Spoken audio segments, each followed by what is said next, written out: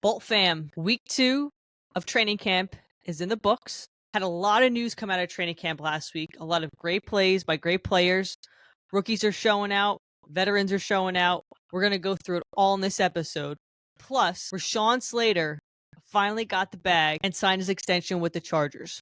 We're going to go through his contract in this episode as well. If you haven't already, be sure to like and subscribe to the Electric Edge podcast.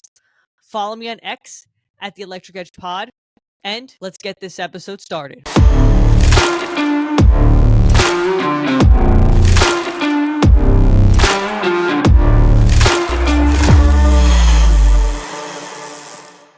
So last week, the Chargers had a pretty jam-packed week of training camp. They practiced Monday at the Bolt. Tuesday and Wednesday, they were in San Diego at the University of San Diego. Then they are back at the Bolt Thursday, Friday, and Saturday for practice. So we're going to go through the highlights of the entire week, the news that came out last week, and like I said, we'll talk about Rashawn Slater signing his extension. So Monday started out with a bang. We had the news come out of Mike Williams retiring last week. Philip Rivers also retired as a Charger finally this week. But day 4 training camp, Quinton Johnson's been lighting it up. It says here, Quinton Johnson stole the show Monday with a pair of touchdown catches, including a 58-yard strike from Justin Herbert. Johnson's performance was a good sign as the Bolts try to adapt to life without Mike Williams.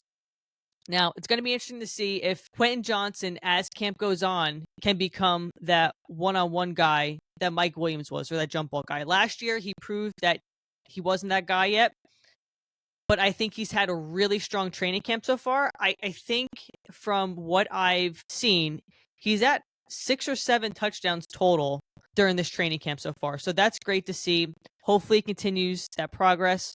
And also just the wide receiver core as a whole. I mean, you have Ladd coming back, who could be an all-pro this year. They drafted 2 wide receivers in Trey Harris and Keandre Lambert-Smith, who've both been lighting it up in training camp. Plus, they drafted a physical catch-first tight end in Andre Gatson. So, a ton more weapons on this offense. Like I said, I would love to see the progression through training camp, how this offense evolves. And also this week, we have the Hall of Fame game. So, it'll be interesting to see these players in actual action against the Lions. So, day 5 and day 6, they went to the University of San Diego. It says here Khalil Mack showed up big the first day at the University of San Diego. Also, the Chargers, Tuesday of last week, they signed Naheem Hines, and I talked about this on a prior episode. Gives them another weapon in the backfield. He's more of a catching running back. He's been out of the league for 2 years he had a pretty bad knee injury. So it'll be interesting to see how the Chargers want to incorporate him in the mix of running backs, because so far, Marion Hampton's had a great camp. Kamani Vidal has been very strong.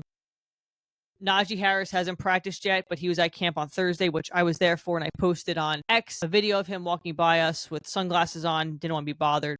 It will be interesting to see the mix of running backs as that evolves through training camp. Day 6, they were also at the University of San Diego, so this is where Trey Harris, Keandre Lambert-Smith had some big days catching. Keandre Lambert-Smith made some great catches in San Diego, and I think his stock is really jumping, especially with Mike Williams not in the picture anymore. He's emerging as a big target, so it's good to see that the Chargers, once again, and this hasn't always been the case, they're hitting right on these draft picks and getting young talent that can produce right away in the NFL. Day 7, they were back at the Bolt. I was at this training camp. It was a great day. The defense was the big story of the day. There were some picks. Pierre Tart made some plays. Diane Henley made some plays. From what I had seen from my vantage point, the offense, actually the full team practice was on the left side of the field, which you can kind of see from a distance. From what I saw, Herbert looked good. I believe Trey Lance was throwing some balls around. I didn't see Heineke too much. And then DJ Ugali was in that last team practicing. A lot of good stuff there. Like I said, that was the first day anyone saw Najee Harris at the facility. Like I said, he walked out in front of me. He had sunglasses on. He had his hood on. It seemed like he had some music on, kind of just trying to hide, but you can't hide when there's a bunch of fans there plus media personnel trying to take pictures of you. It still remains to be seen what his eye injury is, so we'll be on the lookout for that. Also on Thursday, the Chargers announced their full uniform schedule for the year, so check that out. We have the dates already for the new uniforms they unveiled last week. So game against the Colts, they'll wear the Charger Power. The home game against the Raiders, and the Rodney Harrison Hall of Fame game against the Vikings, they'll wear the navy blue. And then they have the alternates for all the other games this year. So make sure you take a look at the schedule, and I'll post a link in the description if you want to take a look at the full uniform schedule. Also on Thursday, it's noteworthy that Derwin James had an off day, and also Khalil Mack. Derwin James came over to the fans, was talking, and he had mentioned to the guy next to me that he just had an off day, that he just worked out, so he was pretty happy about that. He was in good spirits, so he was feeling good. Elijah Molden was by us too. He said he's feeling good, so hopefully this defense can stay as healthy as possible throughout training camp and into the regular season. Friday, the Chargers were again at the Bolt. Cam Hart had a good camp that day. He had a pick. Quinton Johnson, I think, had another touchdown. Hart had a pick six against Justin Herbert, and Johnson caught another 60-yard bomb from Herbert. It's really promising to see that Quinton Johnson is catching these deep balls, which wasn't part of his game last year in his rookie year, where he really struggled. I'm hoping the work he's done the offseason is really starting to pay off, and he can be that deep ball threat the Chargers need. Also, it's noteworthy that between Thursday and Friday, they were changing. The offensive line was rotating. So between Zion Johnson and Bradley Bozeman, they were switching from left guard to center and back and forth. So it still remains to be seen who's going to be the center for the Hall of Fame game. Not sure if any starters are going to play, but it'll be interesting to see as camp evolves what that offensive line starts to look like. In my opinion, I think it's going to be a fluid situation. I think it's going to be a week-by-week basis, who plays well, who doesn't. And the Chargers luckily have some depth at the offensive line. I mean, they have Trey Pipkin still. You have Zion Johnson. You have Bradley Bozeman. You sign Andre James. You have Damarie Salyer. So they have some options to make it work. I'll be putting out more information as I see it come through, whether it's on X or through other social media channels, of what that line looks like. My guess is that they want to get Zion Johnson more reps, and they want him to be the starting center week one. That's my guess. That remains to be seen. And then we have Saturday's practice. Darius Davis was in the mix of the wide receivers. He had a great day. He actually caught 2 touchdown passes from Justin Herbert. An undrafted rookie corner, Nico Reed, had an interception off Herbert. The news came out that Isaac Rochelle retired as a Charger. He was there on Thursday at training camp. It was interesting. I'm like, why is he here? He was walking by, talking to fans. Some fans wanted pictures and autographs, but it makes sense. He probably signed his contract to be a Charger for a day and retire on Thursday, and then they released the information on Saturday. So let's jump into the 5 takeaways from week 2 at Chargers training camp. So the first point is the wide receiver group has stepped up. I 1,000,000% agree. Mike Williams retired last week, and my assumption was that he was going to be a really big piece of this offense, be that deep threat ball for Herbert, but it looks like there's some other players stepping up. I mean, Trey Harris had a great week. Keandre Lambert-Smith lit it up. Jim Harbaugh said about Lambert-Smith, he's surging, he's getting good, showing some good things. What I like to say about young players, he's a good player, and the longer it takes to figure that out, the better he'll be. We'll keep letting it happen, but we're really fired up about KLS. Darius Davis had a good day. Harbaugh said he's shown up in a big way. We know what he can do on special teams, but I'm talking about as a receiver, legitimate weapon on offense. Very pleased the way he's been playing as well.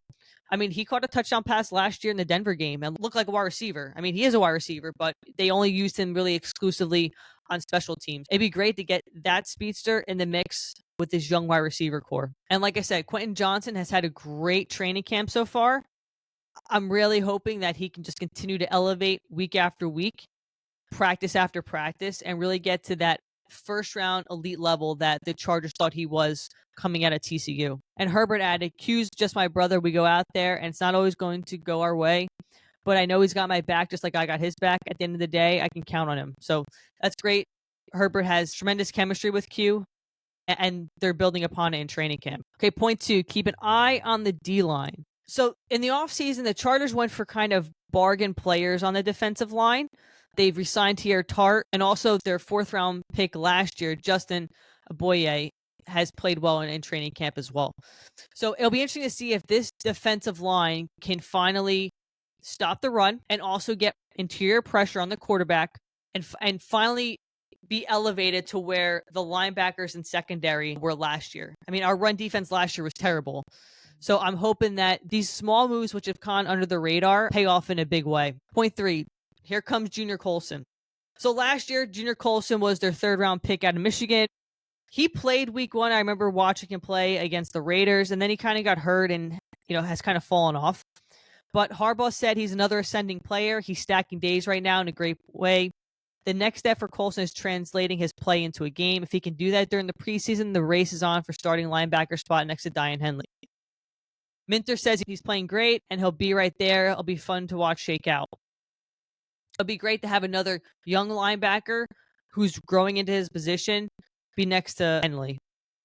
You also have some veterans like Bud Dupree still there to kind of help mold that linebacker group and get them to an elite level. One of my favorite draft picks this year, Gatson.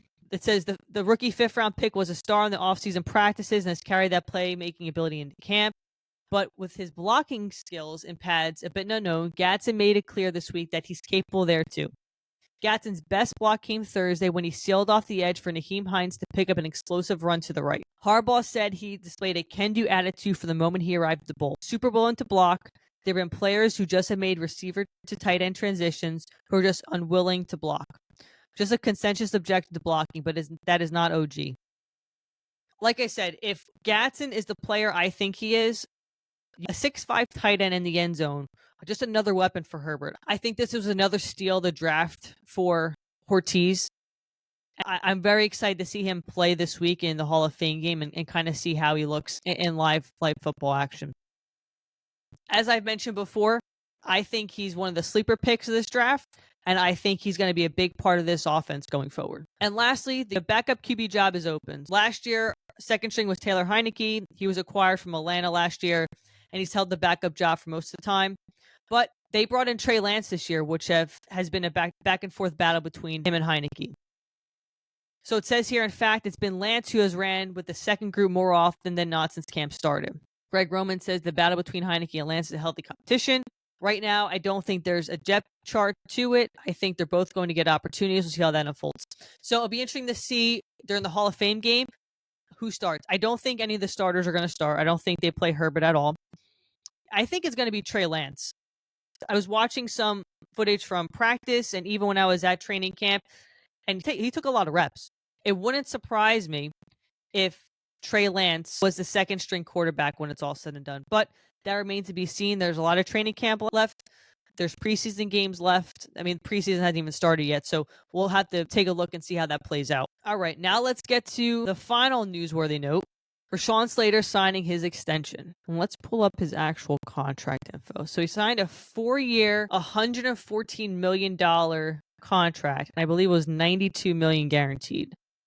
So let's see. So Chargers and their star left tackle agreed to a 4-year, $114 million contract extension with $92 million guaranteed. Slater's been at training camp. He hasn't practiced. He's kind of been off to the side, which makes sense. You're trying to get a new contract. You don't want to get hurt while you're trying to negotiate. He's now the highest paid offensive lineman on an annual basis in the league. I think he's totally earned it. He's super smart. He's been pretty much healthy. I had that one injury, I believe, 2 years ago. But it just goes to show you that the Chargers are investing heavily to keep Herbert upright and in a clean pocket and really solidify that run game. The article says here, Slater, a 2-time Pro Bowler for the Chargers, since joining the team as the 13th overall pick in the 21 draft, was set to play on his $19 million fifth-year rookie option with no security beyond 25. Like I said, he did report to camp on 16th. And Ortiz, I know, was vocal with the media saying they were working on contract negotiations with him. The article says those talks ultimately culminated in a long-term pact to keep quarterback Justin Herbert blindside protector in the foreseeable future. Coming out of Northwestern, he was a day one starter for the Chargers. He got a Pro Bowl nod his rookie year. He was second-team All-Pro. He's only 26, which is great. It says the 26-year-old proved a perfect fit for the system installed under head coach Jim Harbaugh and offensive coordinator Greg Roman. An unmovable piece anchoring the left side of the line no matter the play call, sporting remarkable strength and balance. Slater finished the 24 season graded second overall, 91.1 among tackles by PFF, third in pass blocking, 90.4, and fifth in run blocking, 82.8. He also allowed the sixth lowest pressure rate, 7.8%, and the seventh lowest sack rate, 1%, among tackles who played at least 400 snaps as a pass blocker per Next Gen Stats, which amounted to 3 sacks surrendered throughout the campaign on his way to second Pro Bowl. I'm so happy the deal got done. The Chargers need to solidify that offensive line, and they've done it through the draft, through free agency, and developing players. This is the 49ers 2.0 for when Harbaugh was the coach of the Niners. Solidify that offensive line, keep your quarterback upright, give him time to throw in the pocket, and solidify that run game. Of course, I'm probably biased because I'm a Chargers fan, but I really think this team is going to be one of those under-the-radar teams that could be the 1 or 2 seed in the AFC this year. I really do. I just think when I had gone to camp and I had talked to people, this team is bought in. There's business to take care of. There's a standard set in that building, and the Chargers know what they need to do. But they have a big hurdle to overcome, and that hurdle is the Chiefs. And that hurdle can be overcome starting week 1 when they play them in Brazil. I am so psyched to see the Chargers play this week against the Lions, and then also what comes out of training camp this week to see more good plays made by rookies, veterans, kind of see how this team develops week after week. So that was a quick recap of week 2 of training camp, plus some news that came out this weekend on Rashawn Slater. If you haven't already, be sure to like and subscribe to the Electric Edge podcast on YouTube. Follow me on X at Electric Edge Pod. Also, leave me some comments below. Let me know what you thought some highlights were of week 2, what you think of Rashawn Slater's contract, and also what you think about the Hall of Fame game coming up this week. I read all my comments. I try to reply to everyone. So please drop a comment below. Let me know what you think. With that being said, as always, go Chargers and bolt up.